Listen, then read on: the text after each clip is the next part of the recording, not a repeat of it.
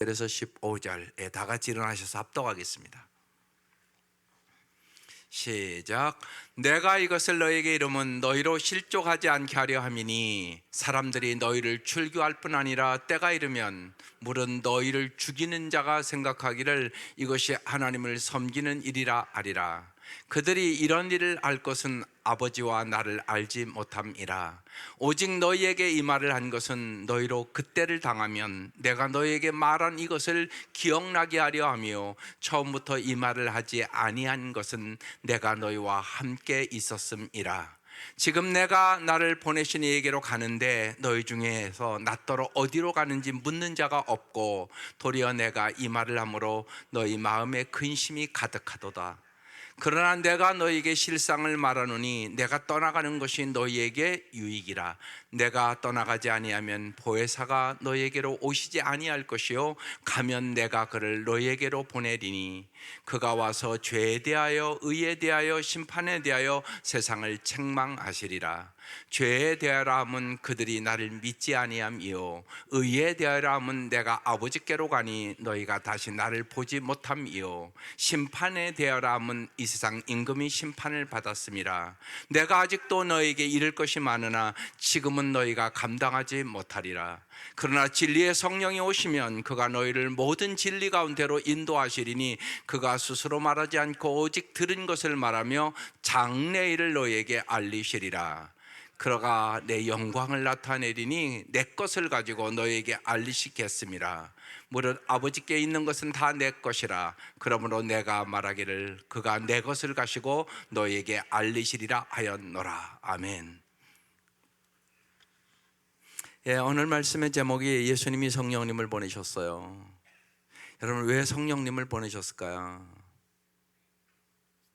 이 시간 여러분 특별히 성령님에 대해서 확실히 아는 성도들이 되시기를 바라요. 많은 성도들이 예수를 믿는데 성령의 능력으로 살아가는 성도들이 있고, 예수 믿는다고 하면서 내 능력밖에 모르고 교회 다니는 사람들이 있다고요. 성령의 능력이 뭔가도 모르는 거예요. 그러면 여러분의 인생에 어려운 일을 만나면 이길 수 없습니다. 성도에게는 누구나 하나님이 침묵하시는 듯한 영혼의 밤이 반드시 찾아옵니다. 그러나 그 텅 빈 자리는 버려짐이 아니라 하나님의 또 다른 초대의 시간입니다. 눈에 보이는 껍데기에 의존하던 낡은 습관을 버리고 마음의 눈을 떠서 보이지 않는 하나님의 본심을 마주하라는 가장 신비롭고 은밀한 사랑의 초대이기 때문에 그렇습니다. 그래서 오늘 말씀을 통하여 정말 여러분 성령님이 어떻게 역사하시고 여러분에게 뭘 가르쳐 주시고 여러분의 인생을 어떻게 인도하는지 여러분은 확실히 알고 성령의 능력으로 살아가는 성도들 되시기를 바랍니다. 첫 번째, 예수님은 이제 박해를 예고합니다. 그래서 박해를 이기기 위하여 내가 지금 미리 말씀하시는 이 말씀을 기억하라는 겁니다. 1절입니다. 내가 이것을 너희에게 이름은, 미리 지금 이제 말씀을 한다는 얘기예요. 너희로 실족하지 않게 하려 함이니. 그러니까 주님의 말씀을 기억하지 못하는 사람은 실족한다는 겁니다. 2절, 사람들이 너희를 출교할 뿐 아니라 때가 이르면 물은 너희를 죽이는 자가 생각하기를 이것이 하나님을 섬기는 일이라 하리라 그랬습니다. 여기 출교란 이 시대에 회당에서 추방될 뿐만 아니라 유대 사회 전체에서 배제되어 경제적으로나 사회적으로나 안정성을 잃어버리는 가장 무서운 공동체적 사실 사형과 같은 처벌입니다. 출교당하면 도저히 그 사회에 살아갈 수가 없는 사회적으로 사형과 같은 처벌이란 말입니다. 근데 사람들이 이제 너희를 출교할 것이라고, 또 물은 너희를 죽이려고 생각할 것이라고 그러면서 이것이 그들은 하나님을 섬기는 일이라고 생각한다는 거예요. 대표적으로 사도 바울이 그렇게 했잖아요. 사도 바울이. 그래서 이제 예수님이 제자들에게 다가올 박해를 미리 이렇게 말씀하신 목적은 제자들이 실족하지 않게 하기 위해서 내가 미리 말씀하는 거니까 잘 들어라, 지금 얘기하는 것이에요. 그 이유는 3절, 그들이 이런 일을 할 것은 아버지와 나를 알지 못함이라. 이들이 예수님의 제자들을 박해하는 이유는 하나님과 예수님을 알지 못하기 때문이라는 거예요.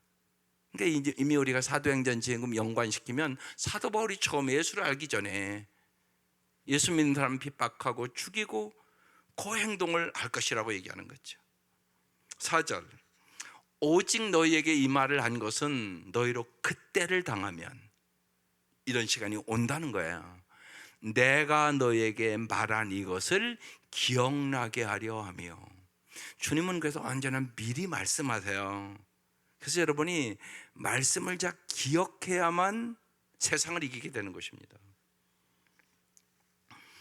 예수님은 언제나 미리 말씀하시는 분이다.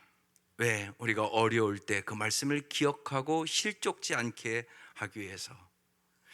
우리가 언제나 하나님과 바른 관계를 기억하며 살아간다는 것은 하나님의 말씀을 기억하고 그 말씀 속에 항상 거해야 되는 것입니다.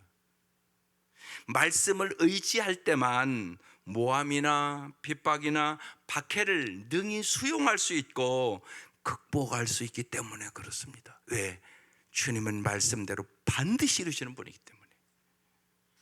문제는 우리가 정말 필요할 때 말씀이 기억나지 않는 거예요. 그러면 어떻게 우리가 어려울 때 말씀이 언제나 기억될 수 있을까요? 그래서 오늘 말씀이 중요한 거예요. 오직 성령의 도우심이 있어야 한다, 그 얘기하는 거예요. 그래서 오늘 말씀 중요하다는 얘기예요. 성령의 도우심이 없으면 언제나 인간은 내 감정과 욕망에 따라 살아갑니다. 여러분이 항상 말씀과 기도로 무장해서 정말 성령님이 그 순간순간 생각나게 하시고 가르쳐 주셔야만 승리할 수 있다는 것이에요. 그래서 요한복음 14장 26절에 이미 말씀했단 말이에요. 보혜사 곧 아버지께서 내 이름으로 보내실 성령, 그가 너희에게 두 가지 역할을 하는 거예요. 모든 것을 가르쳐 준다는 거예요.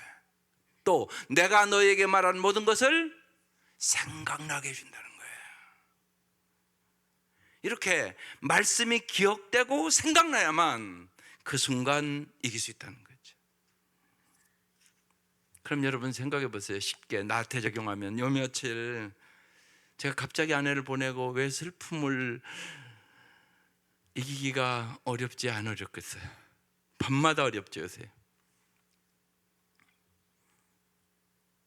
치열한 투쟁을 하죠 제가. 그래서 아내의 묘에 제가 기록해 놓은 말씀이 있어요. 요한복음 11장 25절 26절 말씀. 예수께서 이르시되 나는 부활이요 생명이니 나를 믿는 자는 죽어도 살겠고 무릇 살아서 나를 믿는 자는 영원히 죽지 아니하리니 이것을 내가 믿느냐? 예, 아멘. 천국에서 잘 살 것이라고 안 믿으면 이 슬픔을 어떻게 이기겠어요? 믿어도 힘든데. 그러니까 여러분이 말씀을 기억하지 않으면 못 이겨요. 그래서 여러분이 평소에 말씀으로 무장을 잘 하세요. 인생의 영혼의 밤은 누구나 온다. 말씀과 기도로 평소에 무장된 사람만 그 말씀이 성령께서 생각나게 하고 가르쳐 줌으로 이길 수 있다는 것이에요. 두 번째, 떠남의 유익을 말씀하시는 예수님. 예, 내가 하는 모든 일들은 너희에게 유익을 주기 위해서 하는 거라는 거예요. 5절, 지금 내가 나를 보내신 이에게로 가는데 너희 중에서 나더러 어디로 가는지 묻는 자가 없고. 여러분 언제나 주님 앞에 잘 모르면 잘 물어보는 게 무척이 중요해요. 물어보셔야 돼요. 하나님 왜 나에게 이런 고난을 주십니까? 왜 어두운 밤을 주십니까? 주님 어떻게 이겨야 되는 것입니까?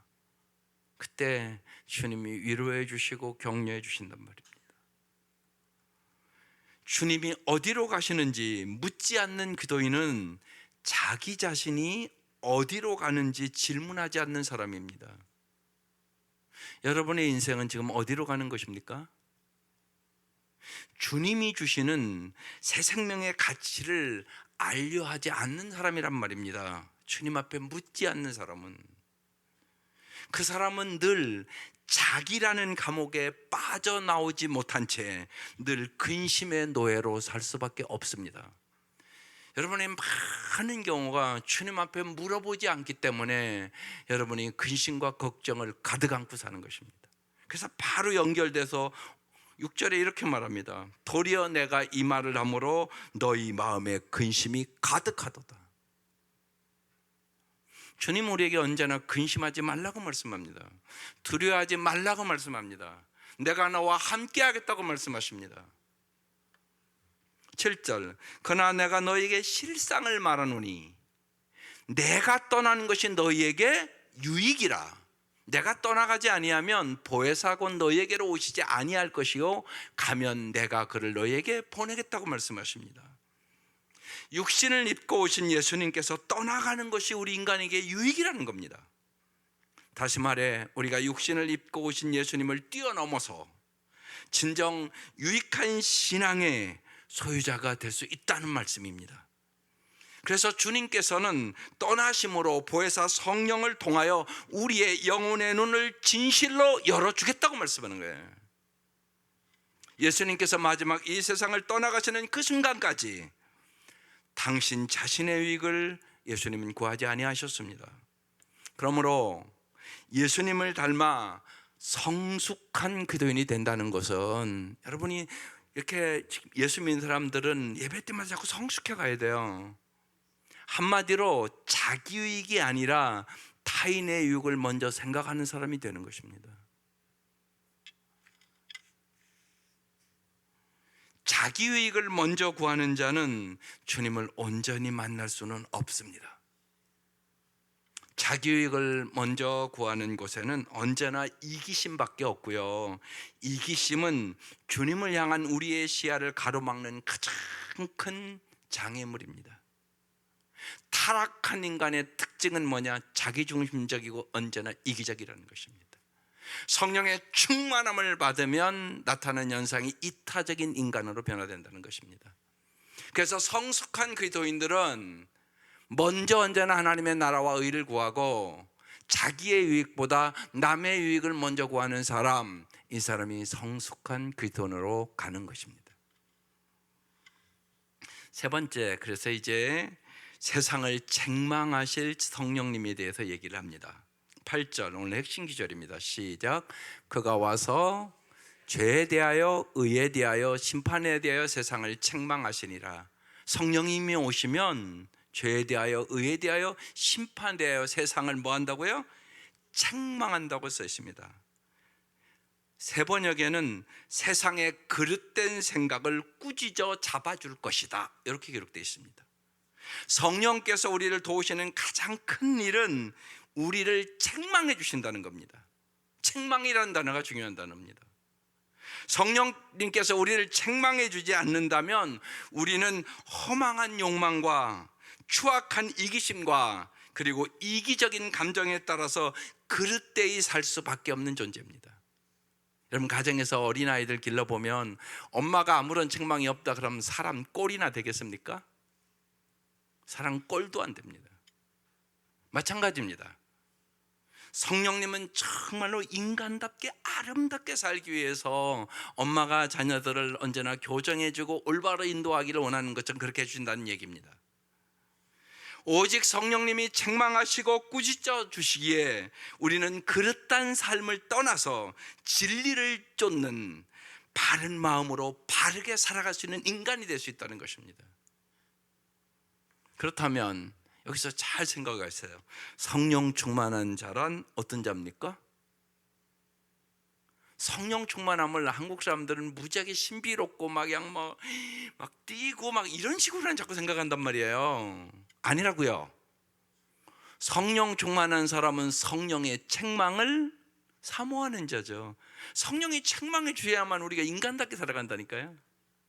성령의 꾸짖음에 민감한 사람, 이 사람이 성령 충만한 사람입니다. 그런 사람만 참된 진리의 사람답게 그 삶을 바르게 일구어 갈 수 있기 때문에 그렇습니다. 그러니까 성령의 도우심이 없으면 우리는 인간답게도 못 살아간다고 얘기하는 것입니다. 성령님의 책망이 인간의 책망과 그런데 근본적으로 구별되는 것이 있습니다. 인간의 책망은 단지 책망뿐인데 성령님의 책망은 그 속에 반드시 성령님의 격려와 위로가 함께 반드시 깃들어 있다는 것입니다. 내가 함께하는 너를 언제나 내가 도와줄게, 힘을 내라, 끊임없이 성령님은 격려해 주십니다. 그래서 보혜사라는 명칭은 위로자, 격려자라는 뜻입니다. 그래서 세상에 인간은 비판하고 인간은 정죄하고 그냥 책망할 뿐이지만 성령님은 그러신 적이 없습니다. 반드시 격려하고 위로해 주십니다. 우리는 이 성령님의 책망과 격려 속에서만 정말로 사도 바울처럼 성숙하고 원숙해 가는 참된 그리스도인으로 살아갈 수 있다는 것입니다.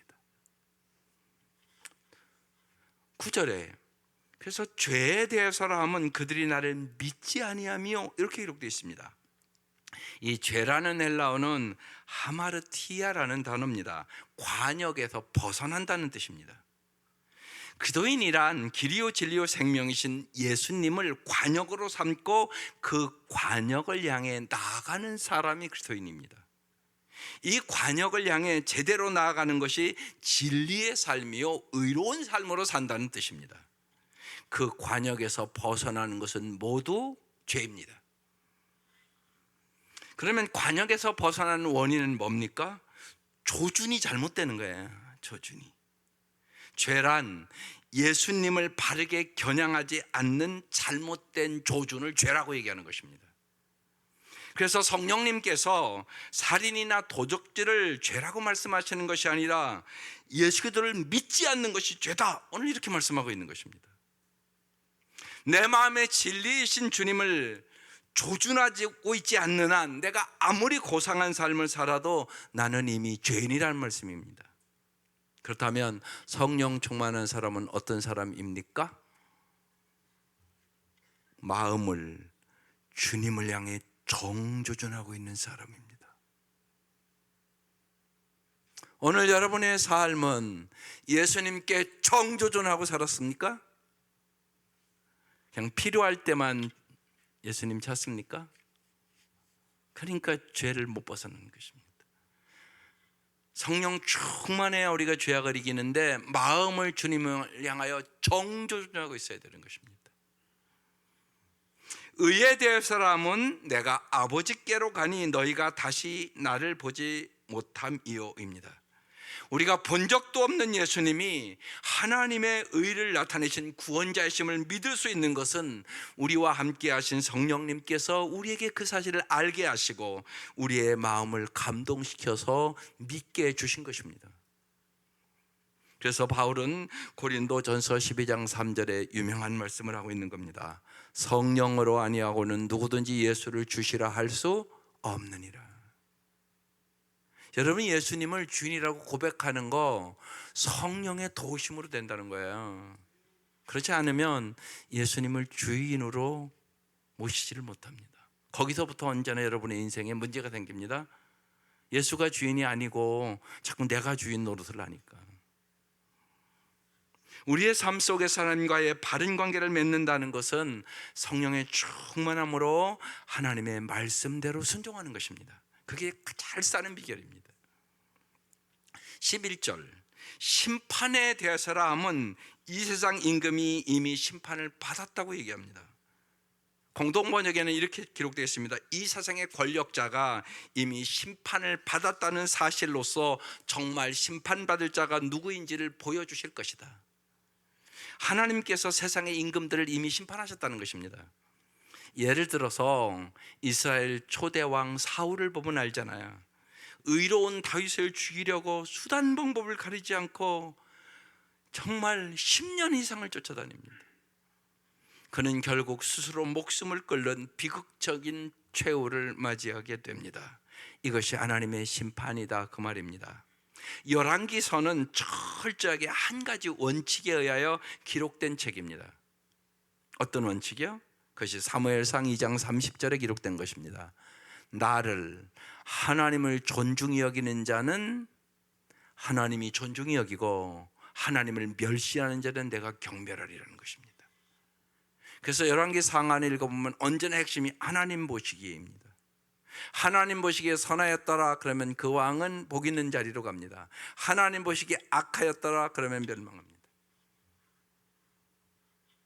심판주이신 하나님을 받들어 섬긴 왕은 하나님의 높임을 받았고, 심판주의 하나님을 경홀히 여긴 왕들은 철저하게 하나님의 심판을 받았다는 것이 열왕기 상하의 내용입니다. 하나님의 여러분 심판은 반드시 있습니다. 하나님의 심판은 뿌린 것을 거두게 하는 것입니다. 구원받은 자에게 심판이란 하나님의 계산하심, 하나님의 셈하심입니다. 그래서 히브리서 11장 6절이 유명한 말씀인 겁니다. 시작. 믿음이 없이는 하나님을 기쁘시게 하지 못하나니 하나님께 나아간 자는 반드시 그가 계신 것과 또한 그가 자기를 찾는 자들에게 상 주시는 이심을 믿어야 알지니라. 그러면 여러분, 성령 충만한 사람은 어떤 사람입니까? 모든 인간은 반드시 하나님의 심판대에 서야 함을 잊지 않는 사람입니다. 이 사람이 성령 충만하게 살아갈 수 있다는 얘기입니다.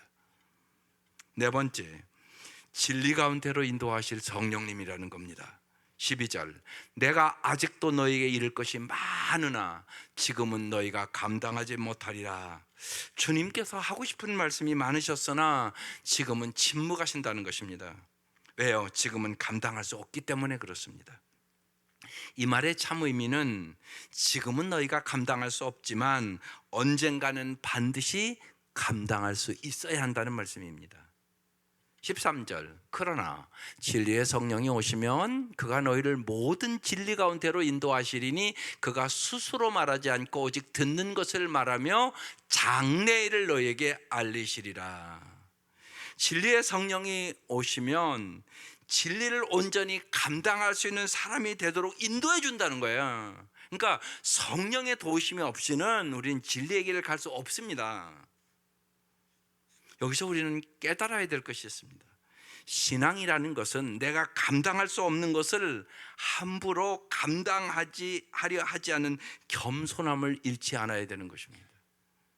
감당해야 할 때가 되었을 때는 감당해야 할 것을 책임을 다해 감당하는 용기가 있어야 한다는 것입니다. 또한 사람을 진정으로 사랑한다는 것은 그 사람이 지금 현재 감당할 수 없는 것을 요구하지 않는 것이에요.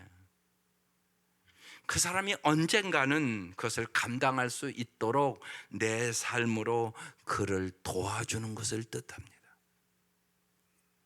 누가 성령 충만한 사람입니까? 감당할 수 없는 것을 아무 준비 없이 감당하려는 오만함에서 벗어난 사람입니다. 그래서 겸손한 겁니다. 감당할 때가 되었을 때는 감당해야 될 것을 주저없이 책임 있게 감당하는 사람, 이 사람이 성령 충만한 사람입니다. 말씀에 의지하여서 오늘 지금 정의가 정확하게 본문에서 나오는 겁니다. 주님을 알지 못하던 사람이 주님을 믿고 성령님을 만나면 진리를 접하는 말할 수 없는 큰 기쁨을 반드시 주십니다. 이때 꼭 기억해야 될 것이 있습니다. 성령님은 감정의 영이 아니라 진리의 영임을 잘 깨달으셔야 합니다. 그 주님이 주시는 기쁨은 차분하게 진리를 살아갈 수 있는 원동력이 되기 때문에 그렇습니다. 성령 충만한 사람은 예배당 안에서만 아니라 예배당 밖에서도 감정을 초월하여 들뜸이 없이 진리대로 살아가는 사람이 성령 충만한 사람입니다. 오늘 본문에 또 스스로 말하지 않는다고 그랬습니다. 자기 마음대로 말하지 않는다는 것입니다. 성령님은 오직 듣는 것을 말하며 이렇게 말씀합니다. 따라서 성령 충만한 사람은 어떤 경우에도 자기 마음 내키는 대로 말하지 않는 사람입니다. 성령 충만하지 않는 사람은 자기 마음 내키는 대로, 자기 감정대로, 자기 기분대로 얘기합니다. 남의 마음이 상하는지 안 상하는지도 모르고 말입니다. 성령 충만하지 않으면 그래서 말의 실수가 많은 겁니다. 또 자의로 함부로 말하지 않기 위하여 우리는 어떻게 해야 될까요? 먼저 하나님의 말씀을 잘 듣고 하나님의 말씀으로 내 마음을 채우셔야 합니다. 사람의 말이란 결국 그 마음 속에 여러분 있는 것을 얘기하는 겁니다. 따라서 한 사람의 신앙의 수준은 그가 가장 편하게 대화를 나눌 수 있는 상대와 어떤 말을 하고 어떻게 하고 있느냐로 가늠됩니다. 오늘 본문에 장래일을 너에게 알리시리라 그랬습니다. 성령님은 장래일을 우리에게 알려주시는 분이십니다. 성령님은 우리의 시선을 오늘에서 내일로, 미래로 향하게 하시는 보혜사입니다. 언제나 네 미래는 더 아름다워질 수 있어. 네 미래 내가 도와줄게. 너 지금 고통과 어려움이 있지만 내가 위로하고 격려해 줄게. 그러면서 언제나 미래를 더 아름답게 보도록 하는 것이 성령님이십니다. 그래서 여러분, 성령님의 역사가 없으면 죽음을 못 이깁니다. 슬픔을 못 이깁니다. 고난을 이길 수 없습니다. 이 모든 것을 이기게 하기 위해 성령님을 보내주셨으니 이건 얼마나 감사한 일입니까? 그래서 나를 떠남이 너에게 유익이 된다고, 내가 떠나면 성령님을 보내줄 텐데 성령님이 너희 곁에서 언제나 위로자가 돼주시고 도움자가 돼주시고 격려가 돼주셔서 너희가 인생에 어떤 일을 만나도 승리할 수 있도록 도와줄게, 그런 뜻이에요. 그러니까 여러분, 성령님을 잘 아셔야 합니다. 무엇보다도 날마다 성령 충만함이 행복의 비결임을 깨달으시기를 바랍니다. 성령 충만한 사람, 성령 충만한 교회는 어떠함을 의미합니까? 가나안인이란 분명한 내일을 가지고, 하나님은 우리 이스라엘 백성을 출애굽시킬 때도요 벌써 젖과 꿀인 가나안 땅을 생각하고 계셨잖아요. 가나안이란 분명한 내일을 가지고 있기에 비록 오늘 우리의 삶이 광야라 할지라도, 광야 같은 어려움과 부족함과 연약함이 있다 할지라도 오늘의 깊이에 최선을 다한 사람이 모은 교회가 성령 충만한 교회입니다. 성령 안에서 언제나 꿈을 꾸는 성도들 되시기를 바랍니다. 언제나 고난을 유익으로 만들 걸 믿을 수 있기를 바랍니다. 마지막으로 주님의 영광을 나타내시는 성령님이라고 말씀합니다.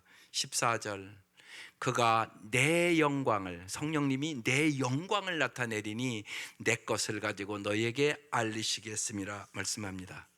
성령 충만한 사람은 주님께 영광 돌리는 사람입니다. 로마서 7장에 사도 바울의 절망의 말씀이 있습니다. 그러므로 내가 한 법을 깨달았노니 곧 선을 행하기 원하는 나에게 악이 함께 있는 것이로다. 22절, 내가 속사람은 하나님의 법을 즐거워하되 내 지체 속에 한 다른 법이 내 마음의 법과 싸워 내 지체 속에 있는 죄의 법으로 나를 사로잡는 것을 보는도다. 오호라, 나는 곤고한 사람, 비참한 사람이로다. 이 사망의 몸에서 누가 나를 건져내랴. 이게 절망입니다. 어떻게, 나는 구원받을 길이 없다. 아무리 마음이 원해도 안 된다. 그런 얘기예요. 그래서 25절이 중요해요. 같이요, 시작. 우리 주 예수 그리스도로 말미암아 하나님께 감사함이로다. 이 절망에서 구원할 분은 오직 예수다. 그 말씀이에요. 주님을 만난 뒤 자기에 대한 절망과 환멸을 느끼는 겸손한 자만이 여러분 주님과 더 깊고 뜨거운 만남과 참된 사귐을 가질 수 있습니다. 그 결과 오직 주님의 영광을 위한 삶을 살아갈 수 있게 되는 것이, 예수만이 오직 나의 구원자가 됐다는 사실을 진짜 마음으로 깨달은 사람만 오직 주의 영광을 위하여 살아가는 겁니다. 말은 다 주의 영광을 위하여 살아간다고 그러는데 자기의 절망을 경험한 사람만 그렇게 살아가는 겁니다. 참된 자기 절망이 없는 곳에 주님의 영광은 존재하지 않습니다. 인간은 언제나 자기 영광을 구합니다. 그런데 절망을 경험하고 오직 주님만이 나의 구원자임을 가슴으로 느낀 사람은 오직 주님께만 영광을 돌리게 되는 것입니다. 성령 안에서 자기 절망은 영광된 삶의 머릿돌이 되는 것입니다. 마지막 오늘 15절, 무릇 아버지께 있는 것은 다 내 것이라. 그러므로 내가 말하기를 그가 내 것을 가지고 너에게 알리시리라 하였노라. 성령님께서는 오직 주님의 것을 주님으로부터 받아서 그것을 우리에게 알리는 것입니다. 그러므로 주님의 영광을 드러낸다는 것은 나를 주님께 드려서 주님과 하나 되는 것을 의미하는 것입니다. 주님께 자신을 헌신하는 것입니다. 그것은 반드시 사람에게 헌신으로 증명됩니다. 그러므로 누가 성령 충만함 받은 사람입니까? 하나님을 사랑하는 사람은 반드시 사람을 사랑합니다. 하나님께 헌신하는 자는 반드시 사람에게 헌신합니다.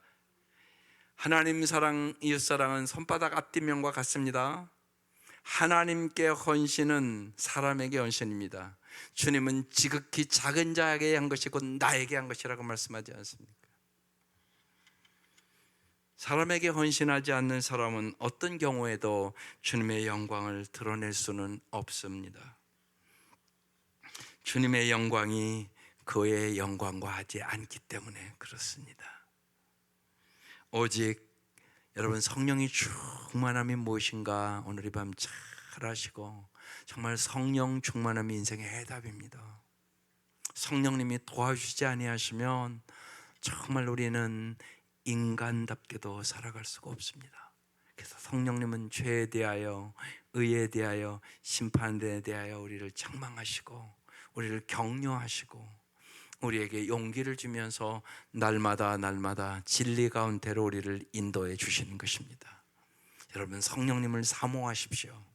그리고 성령님의 역사를 잘 여러분 알아감으로 말미암아 이제는 내 능력으로 살아가는 사람들이 아니라 성령의 능력으로 살아가는 우리 성도들 될 수 있기를 주의 이름으로 축원합니다. 마음 모아 함께 기도 함께 해보겠습니다. 시작. 눈에 보이는 상황이 막막할지라도 제 안에 계신 성령님을 더욱 깊이 신뢰하며 진리의 길을 걷게 하소서. 화려한 프로그램에 의존하는 공동체가 아니라 보이지 않는 성령님의 인도하심에 민감하게 반응하는 성령 충만한 기도인의 삶이 되게 하소서. 아멘. 다 같이 통성으로 1, 2분만 기도할게요. 우리의 다음 세대 여러분 자녀들 위하여, 손자 손녀들 위하여, 무엇보다도 오늘 말씀에 의지하여 성령 충만한 여러분 어린아이도 성령을 경험해요. 5살, 6살 바기도 성령을 경험합니다. 사모하세요. 술 취하지 말라 이는 방탕한 것이니 오직 성령의 충만함을 받으라. 주님 우리에게 성령의 충만함을 주시기를 우리가 사모하는 것보다 주님이 더 사모하시거든요. 그래서 여러분의 손자와 손녀들, 여러분이 사랑하는 모든 자녀들이 성령을 경험하게 하시고 성령 충만하게 해주시고 진리의 성령을 따라서 참으로 죄에 대하여, 의에 대하여, 심판에 대해서 알고 주님이 주시는 풍성한 삶을 살아갈 수 있게 해달라고 아버지 한번 부르고 통성으로 기도하겠습니다. 아버지 감사합니다. 주님께서 우리 온 성도들에게 오늘 이 밤 성령님에 대해서 알아가고 싶은 마음이, 하나님이 성령님을 사모하는 마음이 뜨거워지게 하여 주시옵소서. 하나님 아버지, 우리의 어린 유치부 아이들로부터 하나님, 우리 아동부, 우리 중고등부, 우리 청년들, 우리 부모들이 성령의 충만함이 무엇인가를 하나님 날마다 깊이 깨달아갈 수 있도록 도와주시고, 성령의 능력으로 살아가는 저희들이 되게 해주시옵기를 간절히 원합니다. 성령의 능력에 의하지 않고는 세상의 어려움을 이길 수 없음을 깨달도록 도와주셔서, 성령의 능력으로 인생의 역경과 고난과 어두운 밤을 이겨나갈 수 있도록 도와주시고, 우리 온 성도들이 이제 성령의 능력으로 하나님 넉넉히 승리하는 삶을 살아갈 수 있도록 하나님 은혜 위에 은혜를 더하여 주시옵기를 이 밤 간절히 사모하고 간구합니다. 성령의 충만함을 사모하게 하여 주시옵소서. 하나님, 죄를 깨닫고 회개하고 심령이 깨끗한 자가 되게 하여 주시고, 그곳에 성령의 충만함을 부어주셔서 성령님 주시는 지혜와 성령님 주시는 능력과 성령님 주시는 사랑과 진리의 성령의 이끌림을 받아 살아갈 수 있도록 하나님, 우리 온 성도들에게 날마다 성령의 충만함을 부어주셔서 하나님 분별력을 주시고, 하나님 지혜를 주시고, 하나님 은혜 위에 은혜를 부어주셔서 진실로 하나님 미래가 더 하나님 꿈을 꾸고 아름다워지게 하여 주시고, 장래의 일들을 가르쳐 주시는 주님께서 젖과 꿀이 흐르는 땅으로 하나님 광야와 같은 인생에서 나아갈 수 있도록 하나님 은혜 위에 은혜를 더하여 주시고, 이 밤 진실로 하나님 날마다 성령의 충만함을 사모하며 하나님이 고난 주간에 우리의 고난을 하나님 유익으로 만드는 놀라운 역사가 경험될 수 있도록 은혜를 베풀어 주시옵소서. 하나님 아버지, 주님께서 우리 온 성도들이 날마다 성령의 충만함을 사모하게 하여 주시옵소서.